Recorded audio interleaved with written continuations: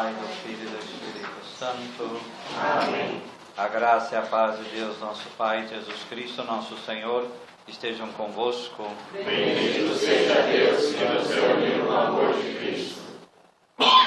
Apresentemos a Deus nossa vida nesse grupo de estudo, pedindo a Deus que a sua palavra repouse em nosso coração, hoje pela intercessão de São Barnabé. Ele que deu a vida por essa palavra, possa também interceder por nós, para que nós nos deixemos conduzir pela palavra de Deus e ela se fazer carne em nossa vida, em nossa história. Por isso apresentemos nossa família, nossos trabalhos, nossas pastorais. Apresentemos nossa diocese, Dom José, Dom Fernando e todo o clero. Apresentemos o nosso Brasil, para que Deus conduza esse país para a paz e para a justiça, e também pela paz no mundo, para que os governantes entrem em acordo, possam louvar a Deus pela paz que possa gerarem no meio do povo. Por isso peçamos ao Espírito Santo que nos guie para a verdade nesse grupo de estudo. Ó vinde, Espírito Criador, as nossas almas visitai e enchei os nossos corações com vossos dons celestiais. Vós sois chamado intercessor do Deus excelso, dom sem par, a fonte viva, o fogo, amor, a unção divina e salutar. Sois doador dos 7 dons e sois poder na mão do Pai, por Ele prometido a nós, por nós seus feitos proclamais. A nossa mente iluminai, os corações enchei de amor, nossa fraqueza encorajai, qual força eterna e protetor. Nosso inimigo repeli, e concedei-nos vossa paz. Se pela graça nos guiais, o mal deixamos para trás. Ao Pai e ao Filho Salvador, por vós possamos conhecer, que procedeis do seu amor, fazei-nos sempre firmes crer. Senhor esteja convosco. Ele está no meio de nós. Proclamação do Evangelho de Jesus Cristo segundo Marcos.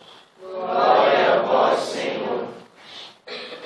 Naquele tempo dizia Jesus: o reino de Deus é como um homem que lançou a semente na terra. Ele dorme e acorda, de noite e de dia, mas a semente germina e cresce, sem que ele saiba como. A terra por si mesma produz o fruto, primeiro a erva, depois a espiga, e por fim a espiga cheia de grãos. Quando o fruto está no ponto, imediatamente se lança a foice, porque a colheita chegou. E dizia: com que compararemos o reino de Deus? Ou que parábola o apresentaremos? É como um grão de mostarda, o qual, quando é semeado na terra, sendo a menor de todas as sementes da terra, quando é semeado, cresce e torna-se maior que todas as hortaliças, e deita grandes ramos, a tal ponto que as aves do céu se abrigam à sua sombra. Anunciava-lhes a palavra por meio de muitas parábolas como essas, conforme podiam entender, e nada lhes falava a não ser em parábolas. A seus discípulos, porém, explicava tudo em particular. Palavra da salvação. Glória a vós, Senhor.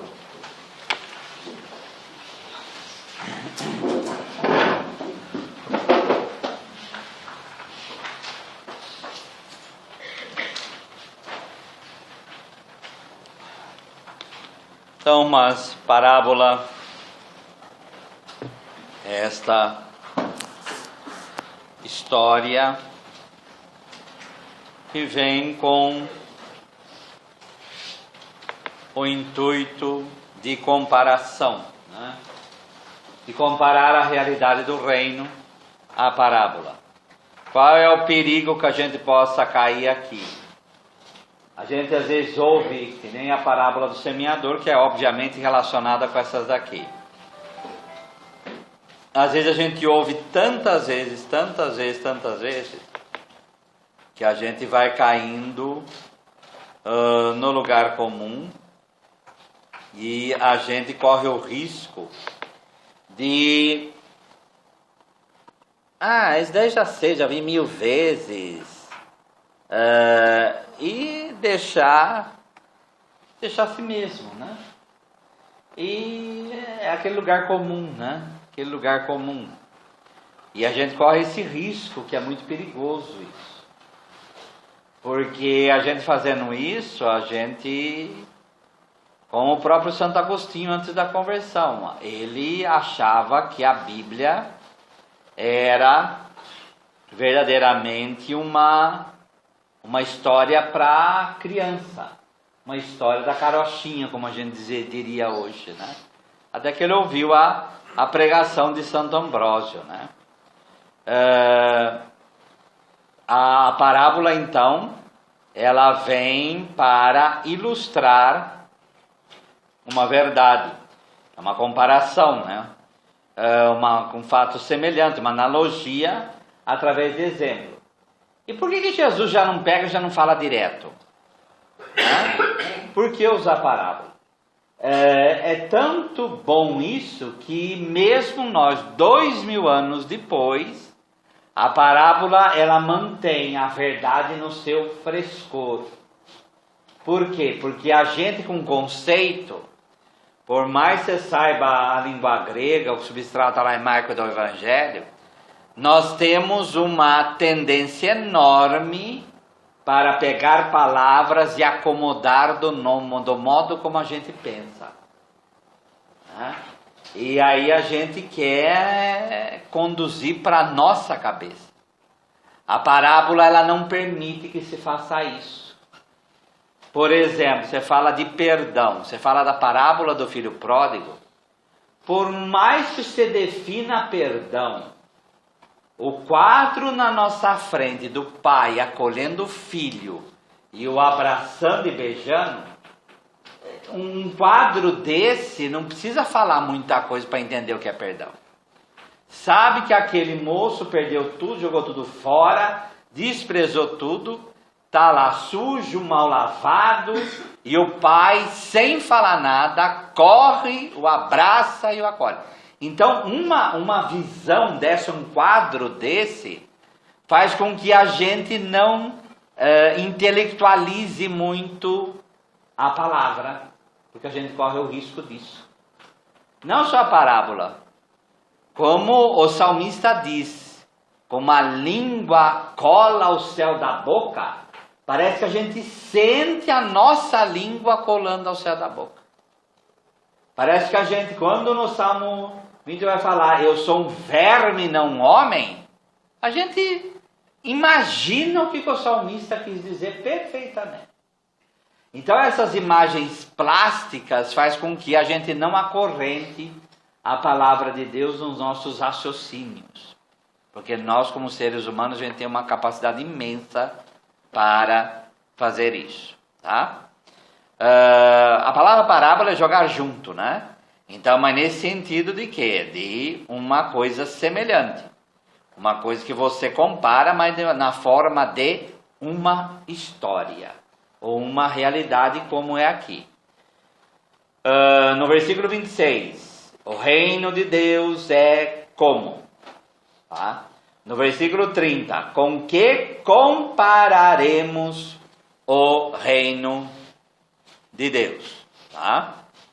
E a última, depois nós vamos ver, é a razão pela qual Jesus ele conta as suas parábolas. Tá? Então nós vamos ver, deixa eu ver uma coisinha aqui.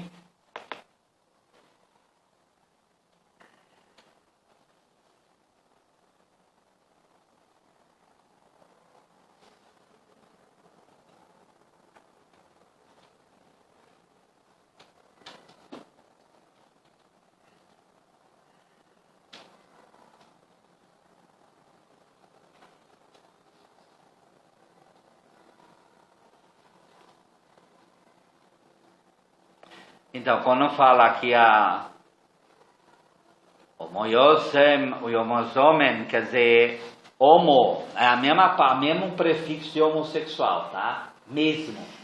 Então, com que nós vamos pegar algo que é parecido, que é comparável ao reino de Deus. É isso que e aqui a palavra compararemos, é exatamente isso que ele quer dizer. Então aí na primeira parábola aí, tá?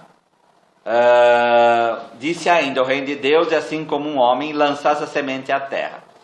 Depois dormisse e se levantasse, de noite e de dia a semente germinasse e crescesse, não sabendo ele como.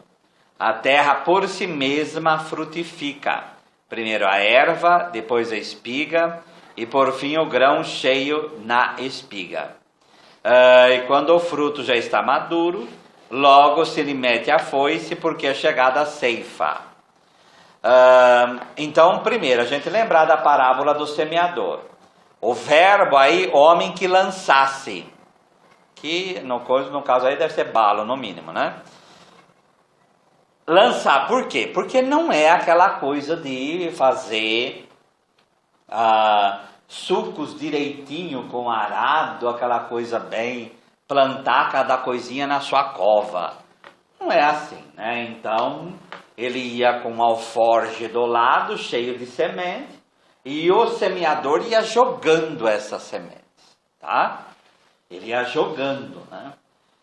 Aqui não tem muita biologia nem botânica para saber o processo de um DNA dentro de uma semente e que esse processo viria de dentro da semente. Não é esse o caso. Então, aqui o reino de Deus é comparável, então, a um homem que lança a semente à terra.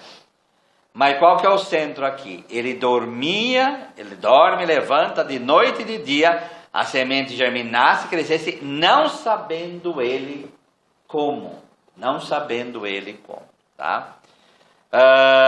Embora o homem trabalhe a vitalidade, ele que se encontra na semente, onde Deus inseriu. Então vamos pegar lá Gênesis 1, 11, 12. Que é lá no processo da criação.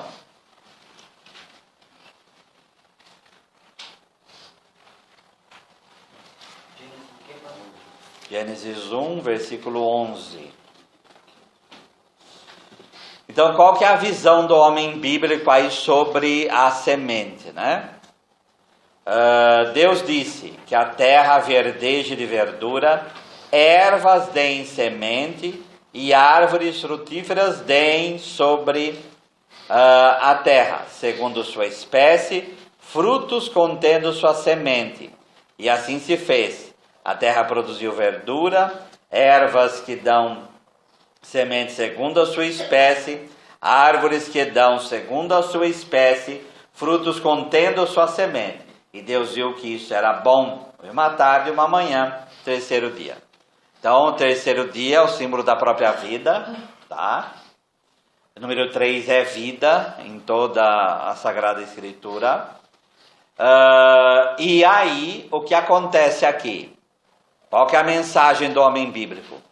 Quem faz a semente é Deus. É Deus que deixa o processo da vida à disposição do homem. E qual que é o processo da vida? Vem uma planta que surge de uma semente, ela amadurece, dá seu fruto, no fruto está a semente, e a semente recomeça o processo novamente. Tá? O processo novamente. O ciclo da vida, né? Então, e é o ciclo da vida do próprio ser humano. Hoje a gente vive 80, 90 anos. Mas o ciclo normal de um animal como o homem seria seus 40, 50 anos. E seria o quê? O ciclo da vida é esse. vem a puberdade, vamos dizer, amadurece a semente, tanto no masculino quanto no feminino. Tá? O moço ali está pronto para casar, então lá nos seus 17, 18 anos poderia já casar e ter filhos, então a semente está madura. Por que lá para os seus 40 anos? Por isso que na Sagrada Escritura 40 anos é uma geração, porque a idade ali que já está 40, 60 anos já está certo, mas é isso mesmo, tá? Por isso essa festa de câncer para tudo quanto é lado. Porque o câncer é uma célula que fica louca. Mas por que está aumentando o número de casos de câncer? Porque as pessoas estão envelhecendo. Então se era no tempo dos nossos avós que morriam com 50, 60 anos, não tinha tempo para ter câncer. Morria jovem. Agora quanto mais velho fica, mais. Por quê? Porque não é feito para isso. Hoje, claro, a ciência está aumentando, graças a Deus, cada vez mais.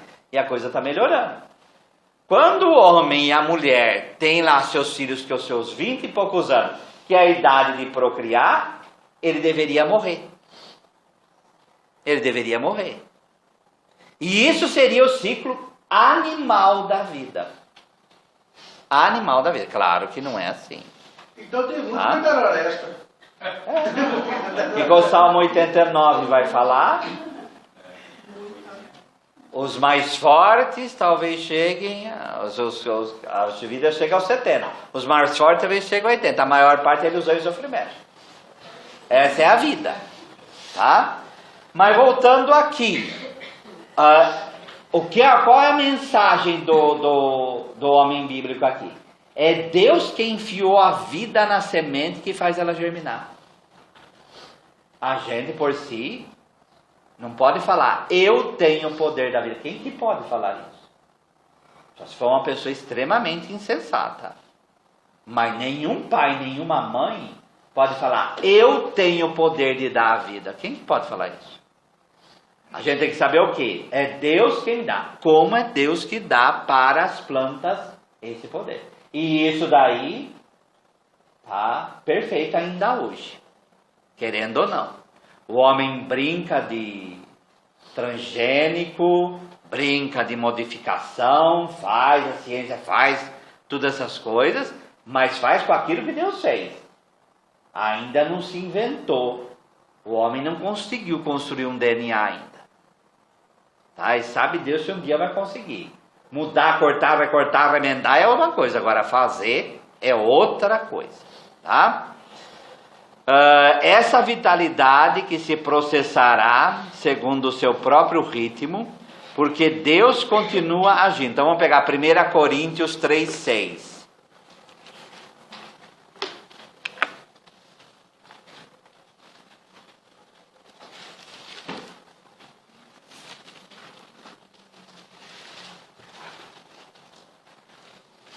Então, o que Jesus está fazendo no Evangelho? Jesus está comparando parábola, está jogando junto, a realidade de um homem que planta uma semente e como essa semente vai em frente por causa de Deus,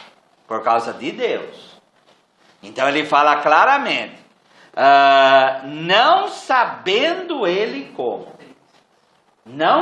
Hoje a gente sabe como, tá? Mas no tempo de Jesus não sabia como. Então é algo que dependia da providência de Deus. A terra por si frutifica. Então é como se a terra fizesse a planta surgir, tá? Olha o que São Paulo vai falar da mesma maneira. Eu plantei, Apolo regou, mas é Deus quem fazia crescer. Do que São Paulo está falando? Da obra da comunidade de Corinto, porque Corinto, uns dizem que eu sou, uns dizem que é de Paulo, outros dizem que é de Apolo, outros dizem que é de Pedro. Então São Paulo vai falar claramente, não fui eu que dei a vida para vocês, também não foi Pedro e nem foi Apolo. Eu só semeei, quem cuidou da comunidade foi Apolo, mas olha a última frase, É Deus quem fazia crescer. Mas aí, Então nós somos os jardineiros do jardim de Deus. É Ele quem faz a obra. Nós somos apenas cooperadores. Quer dizer a palavra cooperador? Co-junto. Operador de obra. Faz a obra junto. Mas quem faz a obra, quem faz crescer é Deus. o interessante é que quando Jesus fala, por exemplo, que eu acho interessante assim, quando ele fala em palavras, o que ele dá? Ele dá um tempo para a gente mergulhar na palavra, ruminar a palavra, e dentro de nós, de acordo com a nossa atitude de vida, de acordo com os nossos costumes que nós vivemos, desde criança, por exemplo, um plantou milho, outro plantou mandioca, outro plantou coco, outro plantou cacau, na nossa própria vida, ruminar essa semente e chegar a uma conclusão com relação a Deus. Sim, nós vamos chegar, mas a coisa ela vai para outro viés aqui. Outro viés que nós vamos ver agora. Vamos pegar, antes disso, o Salmo 65, versículo 10.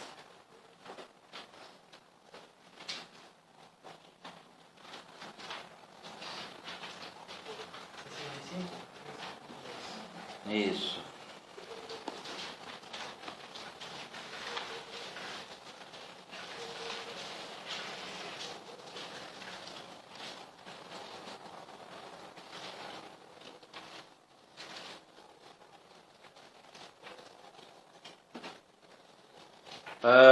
Visitas a terra e a regas, cumulando-a de riqueza. O ribeiro de Deus é cheio de água. Tu preparas seu trigal, prepara a terra assim, regando-lhe os sulcos, aplanando seus terrões, amolecendo com chuvisco e abençoando os seus brotos. Como que o salmista lê? Ele lê que não é o agricultor que faz isso. Ele lê que é obra exclusiva de Deus, da semente, é Deus quem vai visitando a terra, é Ele que faz chover na hora certa, é Ele que faz o sol fertilizar, é Ele que faz todo o processo para que a semente germine. De novo, aqui o homem é colocado mais ainda de escanteio, né? É como colocasse Deus como o centro do processo, tá? O centro do processo.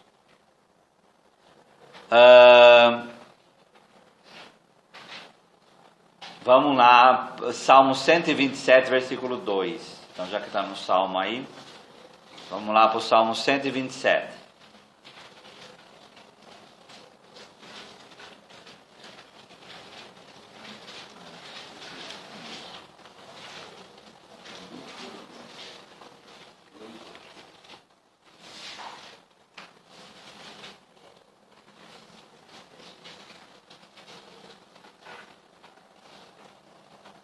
É inútil que madrugueis e atraseis o vosso deitar, para comer o pão com duros trabalhos. A seu amado, ele, que é Deus, o dá enquanto dorme.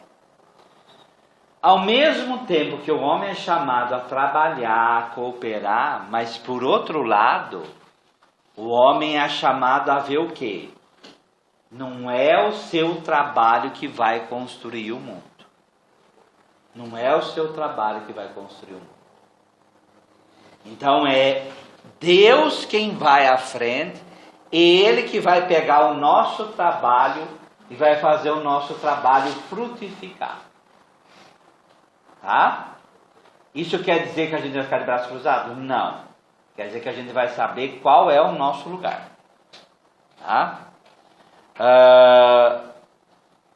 Por isso, o reinado de Deus não se entende por puro esforço humano, nem por violência, quer dizer, nem esforço, nem violência, nem aplicação da força, mas é preciso deixá-lo crescer. É uma força misteriosa que faz com que isso aconteça. Vamos pegar Tiago 5,7.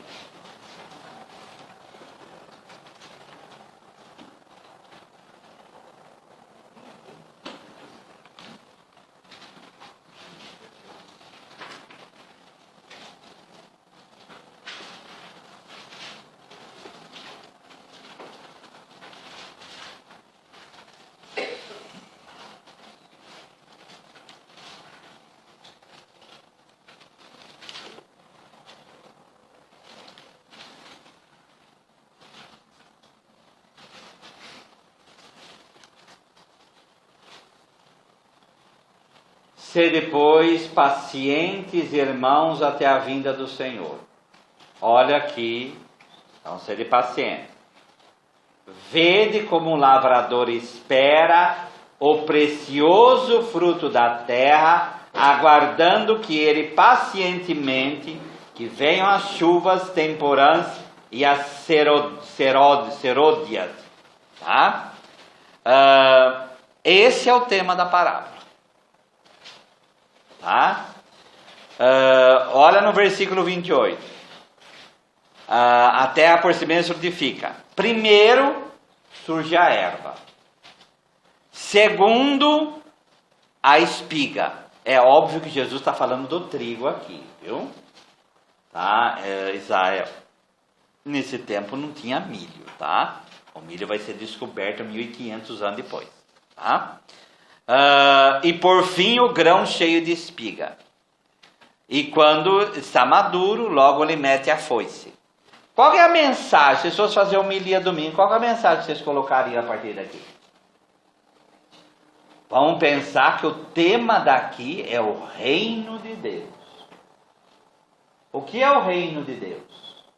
É a própria presença de Deus no nosso meio. Quem é a própria presença de Deus no nosso meio? Jesus. Então pode pensar, o reino de Deus é Jesus, o reino de Deus é Jesus. Tá? Certo? Eu procuraria talvez passar a mensagem de que o ser humano, né, tem que semear. O semear é espalhar sementes, se espalhar a mensagem de Deus, a palavra de Deus, e aguardar dia após dia até que germinasse e que isso viesse a formar, como hoje, uma comunidade, e de comunidade passar a igreja, passar a paróquia. E sim, a gente pode pensar e deve pensar dessa maneira, porque joguemos aqui, nessa região 100 anos atrás. O que tinha aqui? Nada. Tá? Tinha a tribo indígena, tinha uma coisinha lá em Parelheiro, uma igrejinha, uma coisinha, não tem mais nada. Tá? Então, vai se construindo, né? Mas será que é isso? E a família da Maria. Mas será que é isso? Vamos pensar no semear o reino de Deus, vocês são pais, em educar filho. Compara com isso que nós acabamos de ler. Oi? Então, o que é se plantar a sementinha? Então, mas Jesus, na parábola, ele está ensinando como semeia. E como Jesus está ensinando, como que isso deve ser feito? O que a gente deve ter?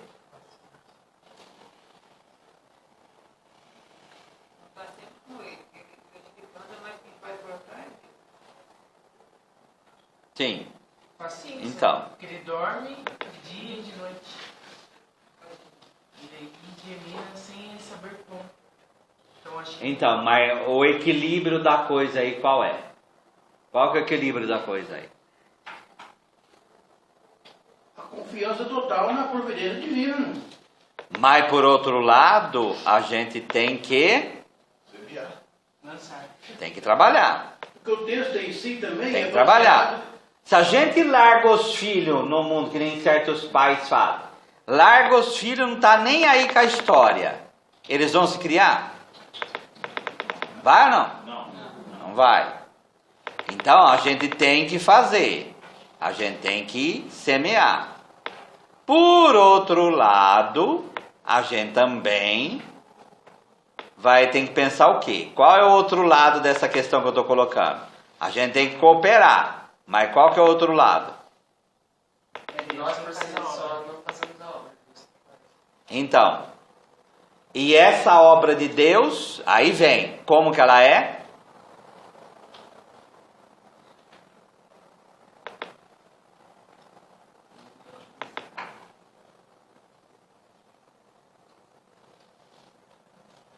Como que ela é?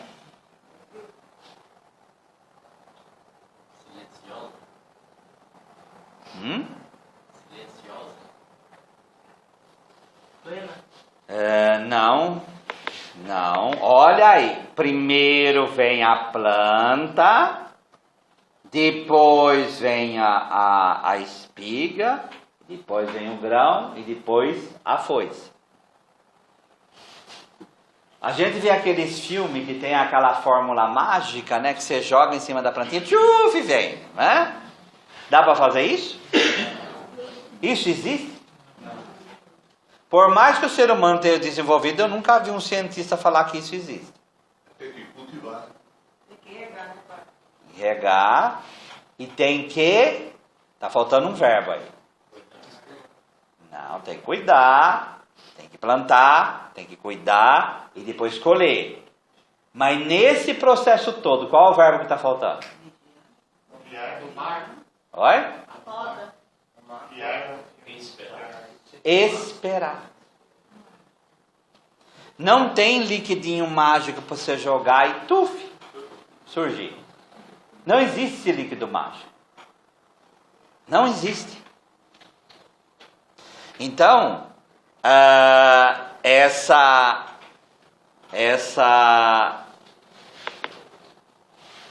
paciência, tá?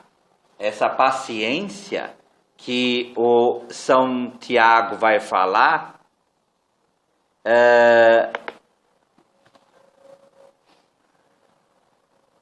eu ver se eu acho aqui.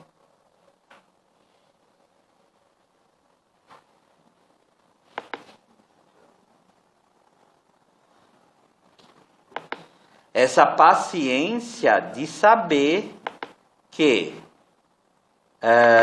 eu não posso forçar a coisa. Então eu não posso ser humilde. Eu não posso ser omisso, tá? Eu não posso ser omisso. Eu não posso deixar a coisa a seu bel prazer, porque senão o que vai acontecer? O terreno vai encher de mato. Se eu não regar, a coisa seca e a planta morre. Então o reino de Deus é a mesma coisa. Se eu não cuidar, já cuidando já é uma desgraça. Se não cuidar, aí a desgraça toma conta mesmo. Certo? Aí se transforma em erva daninha. Oi? Se transforma em erva daninha. Tem. Mas tem o outro lado. Tá? O outro lado é isso que vai dizer Tiago aqui. Se depois paciente, irmãos, até a vinda do Senhor. Vede como o lavrador espera o precioso fruto da terra, aguardando que pacientemente até que venham as chuvas temporãs. Eu não posso forçar alguém a crescer. Eu não posso forçar. Então eu não posso forçar uma criança a ser adolescente. Eu não posso forçar um adolescente a ser jovem. Eu não posso forçar um jovem a ser adulto. Por outro lado, o adulto tem que ser adulto. Eu queria converter uma pessoa. Oi? Eu queria converter uma pessoa. Então, mas isso o catecismo diz. O catecismo diz claramente, ninguém converte ninguém. A graça da conversão é uma graça de Deus. O que a gente faz, como aqui? A gente coopera. Ajuda com o que acontece. Mas a conversão é algo que vem de dentro. Hoje um termo muito utilizado é o entregar para Deus, né? Às vezes sempre falta. Então, cuidado com isso, que às vezes a gente desiste da situação e diz que está entregando. É diferente uma coisa da outra. Tem. Mas tem hora também que tem que desistir. Jesus desistiu, né? Quando os apóstolos, lá no Getsemane, fala para Jesus, aqui tem 2 espadas, o que Jesus fala? Basta, chega, não adianta, acabou. Então eu vou ser entregue mesmo, eu vou para a cruz e a graça de Deus faça, porque eu cheguei no meu. Então é diferente de que, qual que é a diferença entre omissão e entregar? Para entregar, você entrega, não continua na esperança, se mantendo ali, né? Na esperança que aquilo vai ser resolvido. Omissão pode ser simplesmente, ó, não estou nem aí. Não, a diferença também é essa. Na omissão, há coisas que são possíveis fazer e você não quer fazer. Aí é omissão. Na entrega é o quê? Não tem mais o que possa fazer. É aquela coisa do meu braço. Meu braço chegou até aqui para cá, agora é convosco, Senhor. Tudo que eu podia fazer eu já fiz. Não, mas não tem mais o que tentar. Não, no caso da omissão aí se torna até pecado. Mas estou falando quando há processos de limite. Há processos no reino, na semeadura do reino, que você vai educando a pessoa, não tem mais o que fazer. Aí você entrega para Deus. O pai do filho pródigo, ele chegou nisso. Por que não saiu correndo atrás dele? Ele não saiu correndo atrás dele. Mas deixou ele livre. Por quê? Porque chega no limite, não tem o que fazer. É igual hoje, no caso das drogas. No caso das drogas de 100 escapam. Se salvam. E às vezes a pessoa, aquelas mães da Cracolândia, né? Que vai todo dia em busca do filho, e vai lá e leva para casa. Isso é persistência, porque elas veem esperança. E elas não desistem, porque aí é um caso extremo. Tá? Se acontecer do filho morrer por causa das drogas, ela vai ficar triste, mas não vai ter remorso. Porque ela fez tudo o que estava ao alcance dela. Tudo que estava ao alcance dela. A gente já tem um caso, Eu vejo. uma mãe que é ex-dependente, né? Não é dependente, porque não existe ex. É sempre. Isso. Então, ela tem 2 filhos. Faz uso e já é dependente. E tem os filhos ainda pequenos, que não pequenos, né? Crescimento. E esses filhos já desenvolveram um problema neurológico, né? Que agrava, e aí foi internado, tudo, e ia ficar para tratamento. Depois a mãe foi lá, tirou e disse que o dela não tem nada não, que vai trazer para casa que ela cuidar. Você vê que dano que deixa o uso, né? Ela está também doente, porque ela não consegue intervir. Se esse filho ficasse lá nesse processo de conseguir essa internação, que já é uma dificuldade, conseguir essa internação, conseguiu e ela tirou. E agora em casa ele oferece risco para os irmãos. Adoece todo mundo. Essa palavra paciência, porque tem várias palavras que podem ser traduzidas por paciência, graças à Escritura. Nessa em Tiago é macrotomia, né? Macro é como o nome do supermercado. Macro é grande, enorme, tá? E o tumos aí é paixão. Como a gente poderia traduzir para nós? É aquela pessoa que a gente fala de pavio longo. Então a paciência nesse caso aqui é aquela pessoa que ela aguenta, ela suporta o sofrimento. Então ela tem uma paixão larga, que ela aguenta, ela suporta a coisa, como no caso do lavrador. Ele suporta os problemas em vista do terreno, em vista do bem que vai vir com a colheita. Tá? Então esta seria verdadeiramente uma paciência, né? Tá? E aí muitas vezes se sente impossibilitado, mas vamos lá, vamos esperar para ver o que acontece, né? Vamos esperar para ver o que acontece. Olhem aí no versículo 29, voltando lá para Marcos. E quando o fruto já está maduro, logo se lhe mete a foice, porque é chegada a ceifa. Tá? Então vamos pegar Joel, capítulo 4, versículo 13.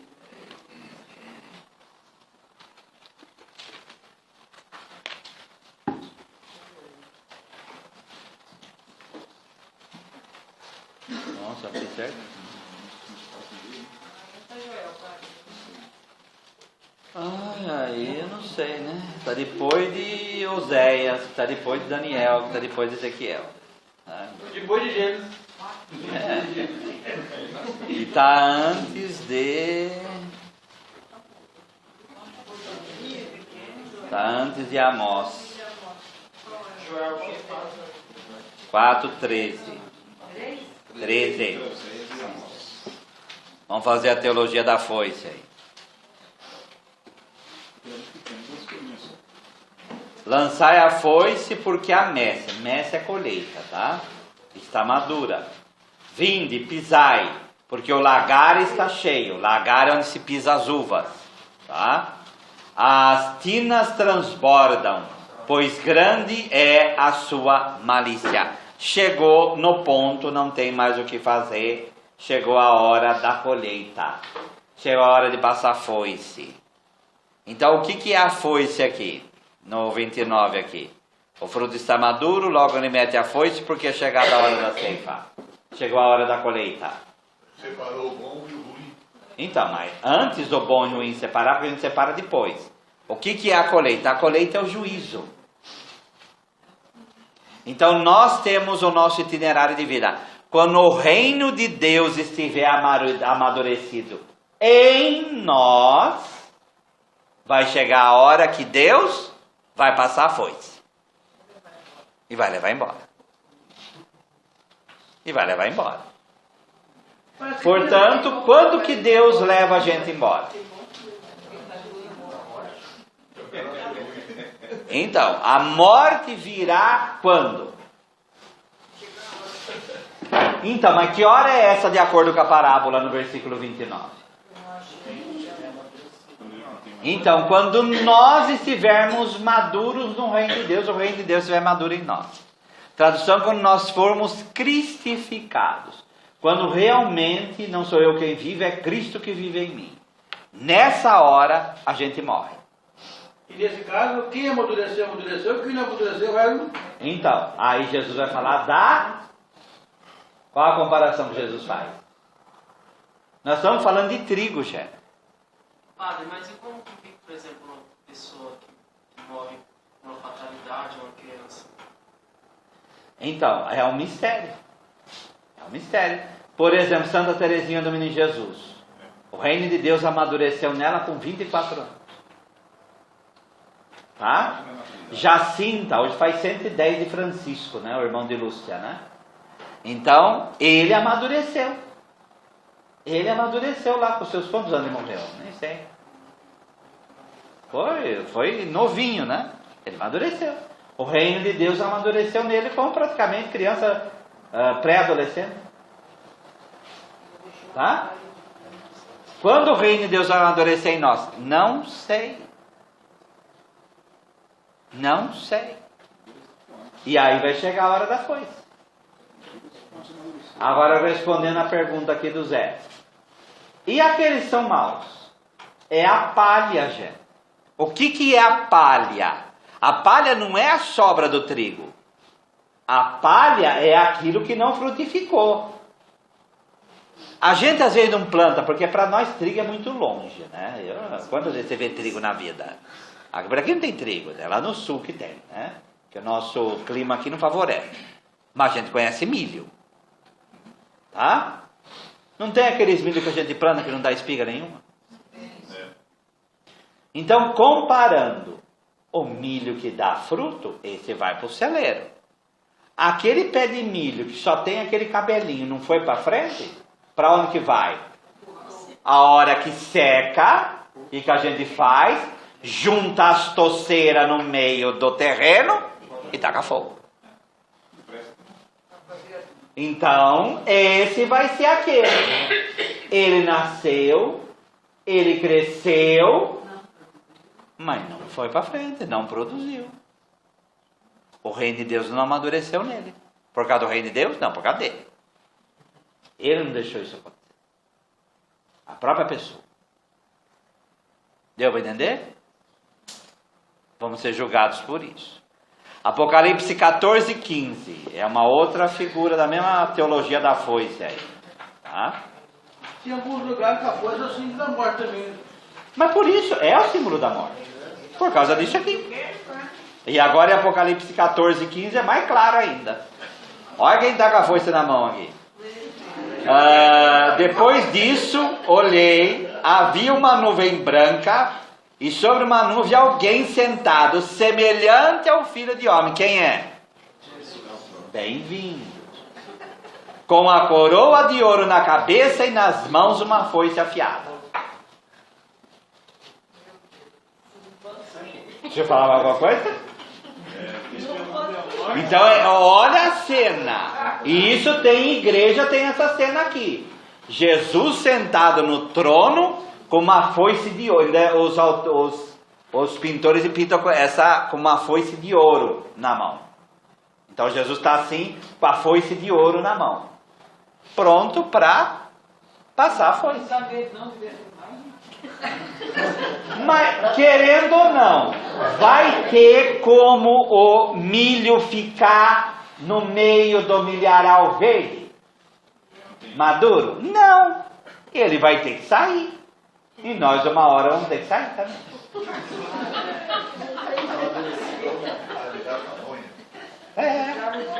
De qualquer maneira, para você ficar na roça, perde. Se vai para o celeiro barulho, come.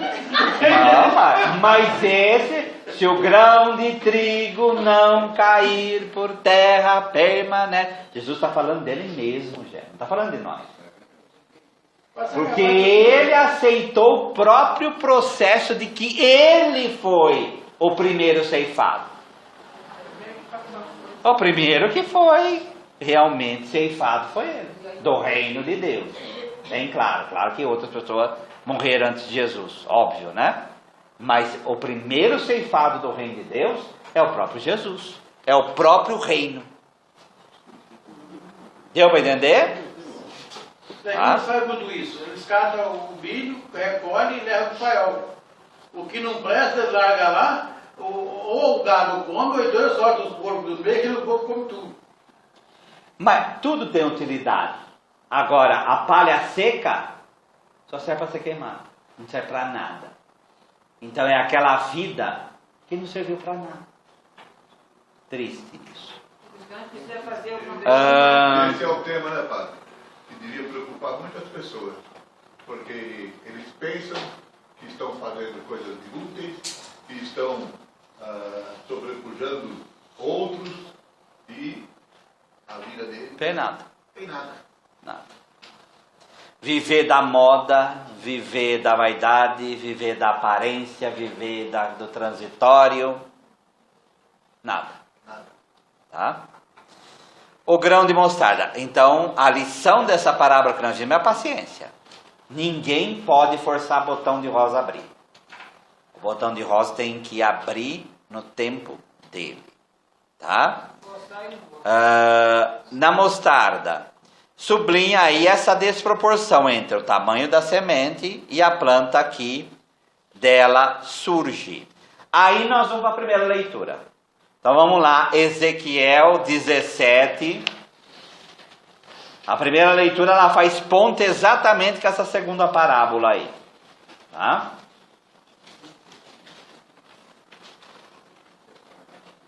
É essa passagem que está na lousa, tá?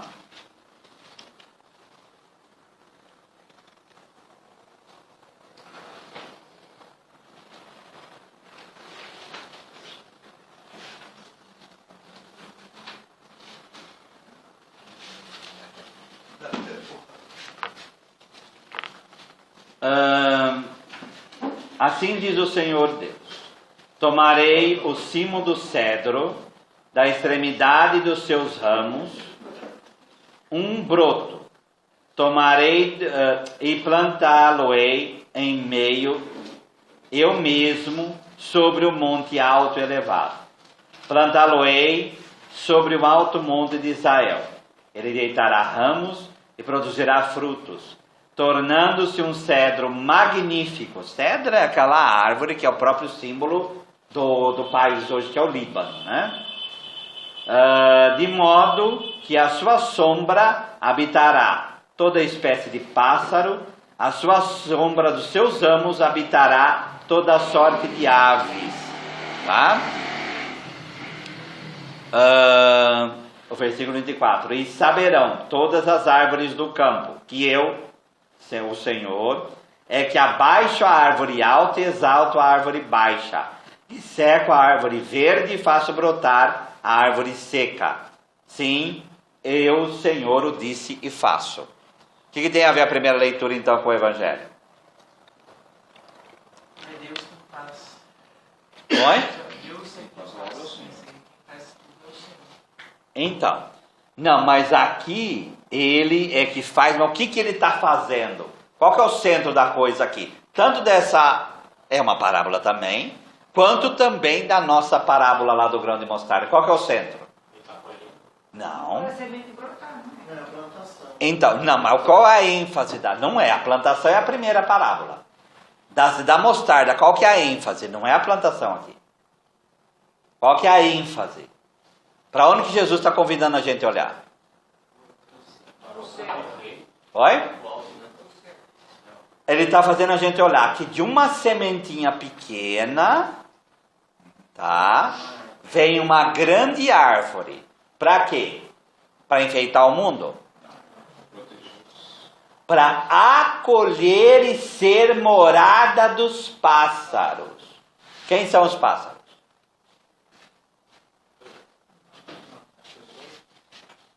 Quem são os pássaros? As nações, nós. Tá? Nós somos, com a graça de Deus, cristãos católicos. Tá? Nós vivemos nessa igreja e nós somos brasileiros 2000 anos depois de Jesus, e no tempo de Jesus não tinha nem sombra do que seria o Brasil, nem Portugal, tá? Malemar tinha o latim do Império Romano na Península Ibérica, certo? Mas nós estamos acolhidos numa sementinha que foi plantada há 2000 anos atrás, num grupelho de um homem e seus 12 discípulos. Certo? E hoje nós estamos com 1 bilhão e 200 milhões de fiéis. Mas isso é verdade, claro que é. Mas, e para a nossa vida? Como que funciona isso?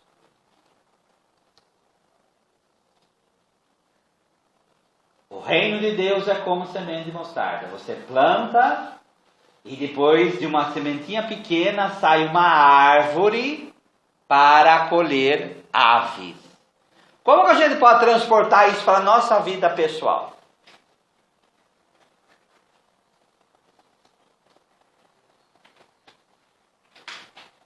No caso, vai ter os dois mandamentos, amar a Deus e o próximo mandando mesmo. Sim, mas eu falei do reino, a gente, em nós, mas em nós fica meio difícil de dimensionar isso. Mas a gente educar filho, que eu coloco para vocês, porque fica mais fácil. Vocês educando filhos. Como que pode, vocês estão plantando o reino na vida deles? Sim, espero que sim. Certo? Esse plantar do reino, o que a gente entende essa coisa da mostarda? Isso vai se multiplicando. E aquilo que vai se deixando vai se multiplicando e vai espalhando. Aquela sementinha de uma palavra boa, de uma orientação, não faça isso, ou faça esse bem, faça aquilo, cuida disso, cuida daquilo, ou como o Zé mesmo disse, ama, faça o bem aqui, faça o bem ali. Lá na frente vai ser um homem e uma mulher que pode fazer um bem imenso para a sociedade. Deu para entender? Exemplo também. Então, mas é plantar. Então tem vários modos de plantar essa sementinha. Mas você planta e você não sabe o tamanho do bem de uma sementinha, de uma palavra que você planta hoje. Certo? Deu para entender o que eu falei ou não? Sim. Eu não consegui fazer aqui a análise. Em Ezequiel, o Senhor disse que nós somos os pássaros. Deus é aquele que plantou. E quem que é a árvore? Então, ao mesmo tempo, nós estamos na árvore, mas ao mesmo tempo a gente continua semeando o reino de Deus. Ao mesmo tempo, essas aves, e as aves fazem isso também, aí acho que fica mais fácil ainda, As aves pegam a semente de uma árvore e jogam em outro lugar e surgem outras árvores, né? Ao mesmo tempo, nós somos acolhidos nessa árvore, que é a religião católica, e ao mesmo tempo, nós estamos semeando mostarda por aí. Nós estamos semeando sementinhas pequenininhas que podem virar outras comunidades, outras famílias, outras árvores para colher muitas outras árvores. Deu para entender ou não? Padre, qual que é a leitura que o pelagianismo faz disso tudo, né? Essa questão que é Deus que faz, que não, nós mesmos não... Relativiza, simplesmente. Simplesmente ele não está nem aí. Ah, é Deus quem faz, mas o homem também faz. E aí começa. Tá? Relativiza.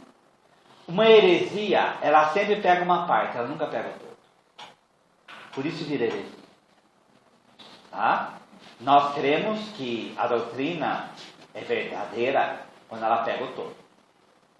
E é isso que a gente enxerga na doutrina. Isso no caso também nós podemos dizer, Padre, é a economia da salvação, né? Isto é, Deus que age então, mesmo naqueles que vamos não falar, reconhecem. pegando o que você está falando, que qual é o tema do próximo domingo? Como que Deus salva? Deus salva, precisa ter paciência. Deus salva, começando em realidades pequenas e a partir de semeaduras, porque nos outros evangelhos, junto com a parábola da mostarda, vai estar do fermento. Uma pequena coisinha faz a massa crescer. Uma pequena sementinha surge uma árvore grande que vai fazer bem para os outros. Que vai fazer bem para os outros. Se você cria, vamos pegar na moeda contrária. Se você cria um bandido e ele pode se tornar um assassino, você indiretamente contribuiu para a morte de uma outra pessoa, sim? Sim. Então. Mas vamos ao contrário, também é verdadeiro, né?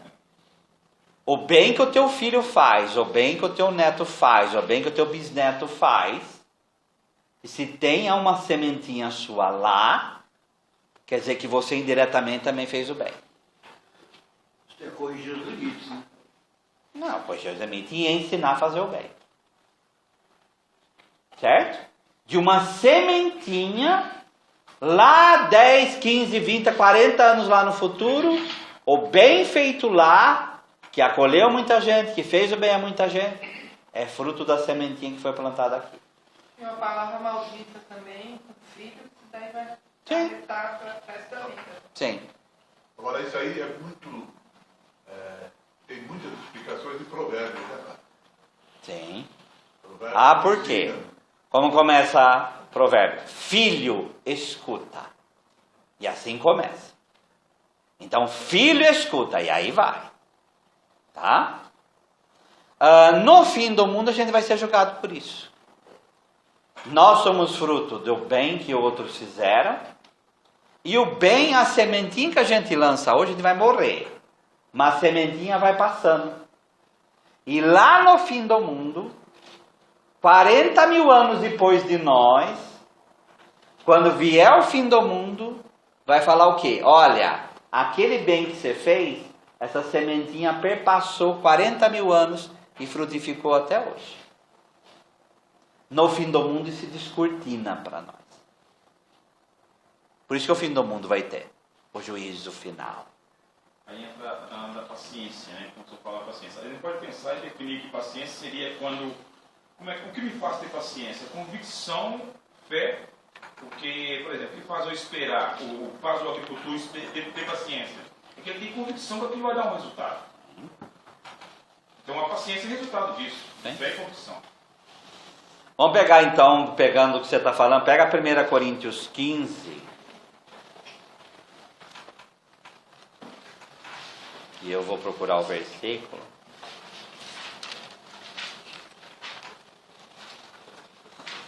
Ai, ai.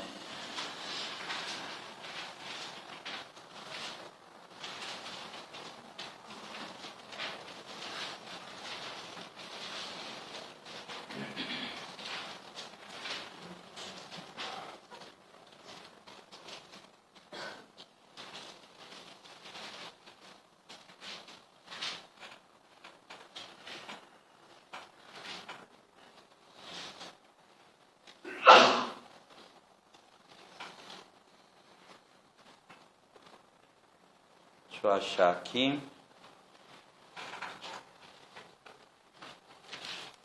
Não, no final.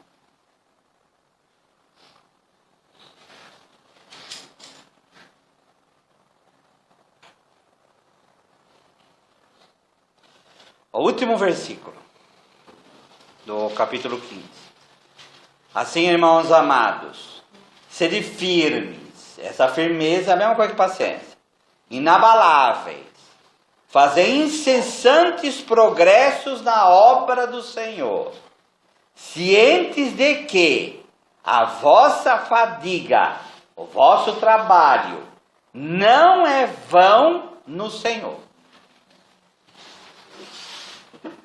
Então, se a gente está fazendo algo em Deus, aparentemente é uma porcaria, parece que a gente não está fazendo porcaria nenhuma, é uma visão de um derrotismo absoluto, mas tem que ter essa fé de Paulo. O nosso trabalho em Deus, se é feito em Deus, nunca vai ser em vão. E olha que ele experimentou isso. O espinho na carne da 2 Coríntios 12, os comentaristas falam que ele via que a obra que ele fazia parecia que não valia nada. Tá? E Deus fala o quê? Basta-te a minha graça. Então é o mesmo processo. Mesmo processo. Tá? O versículo 33 lá de Marcos, vamos voltar lá. E com muitas parábolas semelhantes, lhes expunha a palavra, conforme permitia a capacidade dos ouvintes. E sem parábolas não lhes falava, tudo porém explicava, em particular a seus próprios discípulos. No comentário bíblico Loyola tem uma frase que eu achei muito bonita. O autor lá ele escreve assim: a parábola é o próprio Jesus. Olha que interessante isso. Que, com a sua presença histórica, revela de maneira mais simples o rosto de Deus, como a história da parábola. Jesus é um ser humano na aparência também. Ele é ser humano verdadeiramente, mas óbvio, está vendo ali, é um ser humano.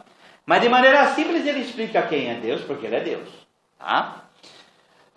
E o seu projeto, mas ao mesmo tempo se torna um enigma mais obscuro para quem não está disposto a mudar seus esquemas sobre Deus e sua ação no mundo. Só aquele que, como discípulo, que compartilha totalmente o destino de Jesus, pode superar o escândalo de Deus que se revela no cotidiano, como no gesto confiante do semeador, no germinar e amadurecer do trigo, no crescimento prodigioso de uma pequena semente. Então, o próprio Jesus pode ser visto dessa maneira. Então, a gente vê, é muito simples a realidade da parábola, mas por trás dela tem uma realidade imensa e divina, como o próprio Jesus é. Tá? Agora vem, ele falava tudo em parábolas, mas para os seus discípulos explicava tudo. São Marcos escreve isso aqui no ano 70 para uma comunidade, certo? A gente tem que lembrar que São Marcos é discípulo de São Pedro, que não fala que vai escrever a carta de Pedro, aquela coisa toda. Mas enfim, o que quer dizer isso num contexto de igreja?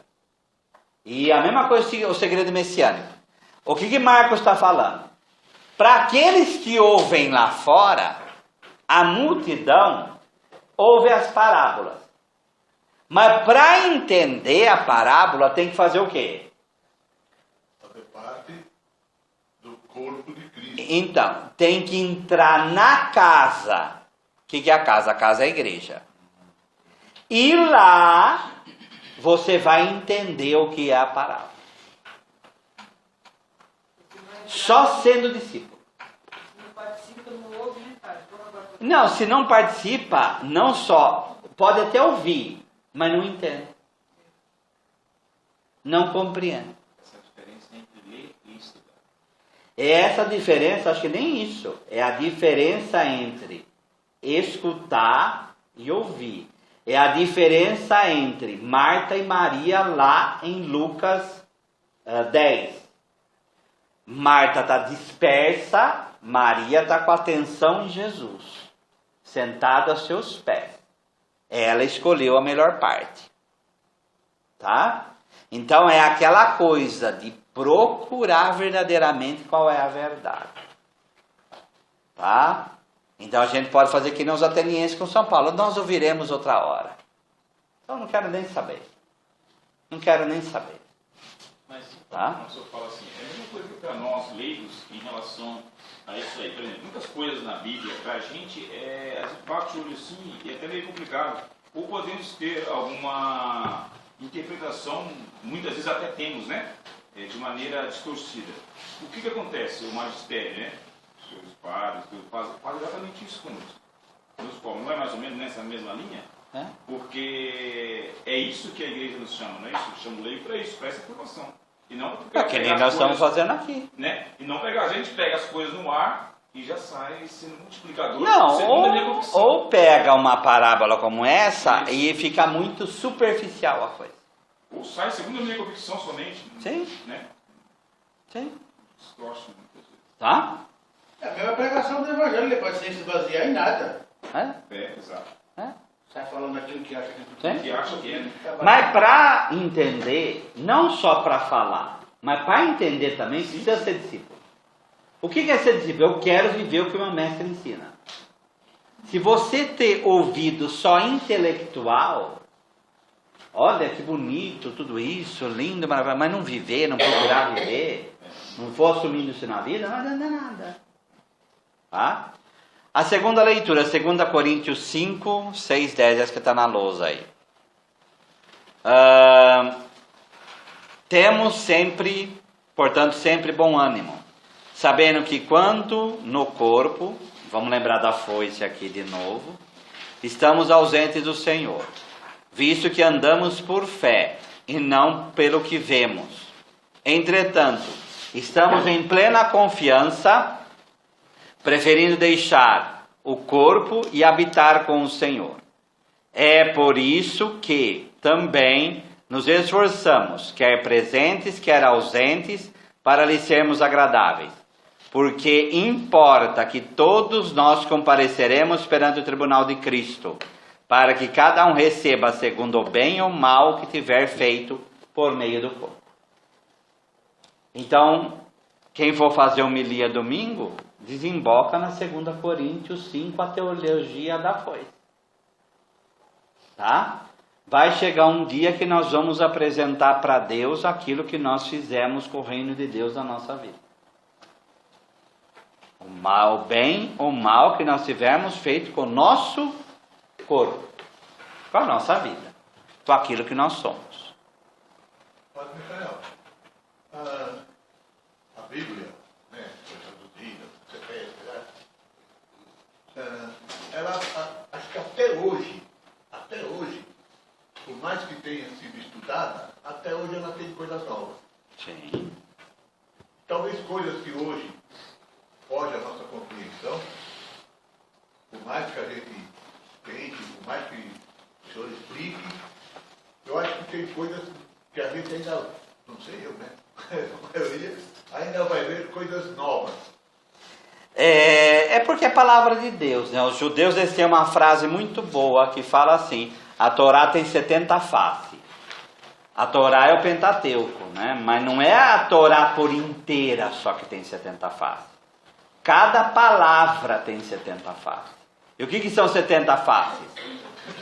70 interpretações. 7 é a perfeição. Então é a perfeição da interpretação em Deus. Tá? A gente como cristão, para nós, isso é palavra de Deus. Tá? O que o grupo de estudo faz? A gente fala lá, a Bíblia é a palavra de Deus semeada no meio do povo, né?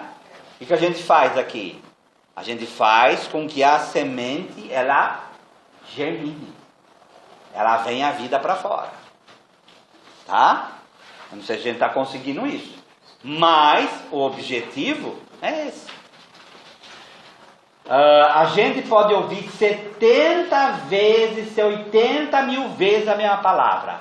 Chega uma hora na vida, nossa, eu ouvi 500 mil vezes isso. Agora que eu entendi. Por coisa que a gente vive na vida. É assim que funciona. É assim que funciona. Nós somos assim.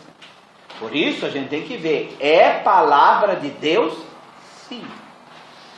E não é brincadeira. Nem nós vamos fazer de conta que é a igreja disse a gente. Não. É uma realidade. É palavra de Deus? Sim. Tá? E se renova? Eu não digo nem que se renova. São Vicente de Lerran, ele vai falar assim, que é como um corpo de uma criança. O braço da criança é o braço do homem. Ele só cresceu. Quanto mais a gente mergulha, mais a gente vê a coisa crescer na nossa frente. É igual, né, de acordo com a nossa vida, né? Quando a nossa humanidade ela tem deficiência de algo, aquilo que a gente ouve, ela cata rápido. Quando a gente vê que não tem, ela... Agora, pegando a sua frase, é por isso que os santos pediam sofrimento. Porque eles pediam o quê? O sofrimento venha para que eu me abra cada vez mais a realidade da vossa palavra. A gente não tem coragem de fazer isso. Eles tiveram. Tá? Vamos lá no Salmo, versículo 17. Sê generoso para com teu servo, para que eu viva e observe a tua palavra. Desvenda os meus olhos, para que eu contemple as maravilhas da tua lei. Sou peregrino na terra, não escondas de mim os teus mandamentos. Consumida está a minha alma, por desejar incessantemente os teus juízos.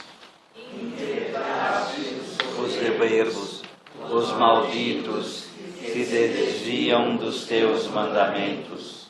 Tira de sobre mim o opróbrio e o desprezo, pois tenho guardado os teus testemunhos. Assentaram-se príncipes e falaram contra mim, mas o teu servo considerou os teus decretos. Com efeito, os teus testemunhos são o meu prazer, são os meus conselheiros.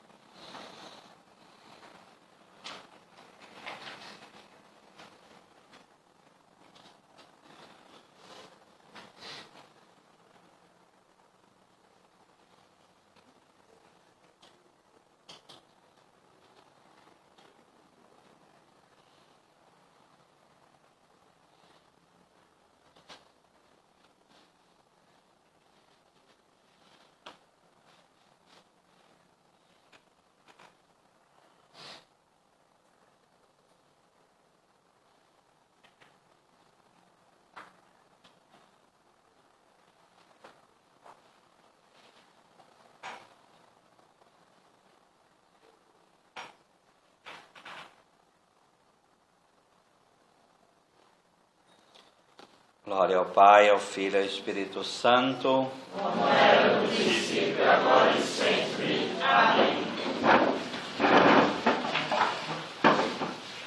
Entregando o nosso semear nas mãos do Senhor, rezemos a oração que o Senhor Jesus nos ensina. Pai nosso que estais nos céus, santificado seja o vosso nome. Venha a nós o vosso reino. Seja feita a vossa vontade, assim na terra como no céu. O pão nosso de cada dia nos dai hoje. Perdoai-nos as nossas ofensas, assim como nós perdoamos a quem nos tem ofendido. E não nos deixeis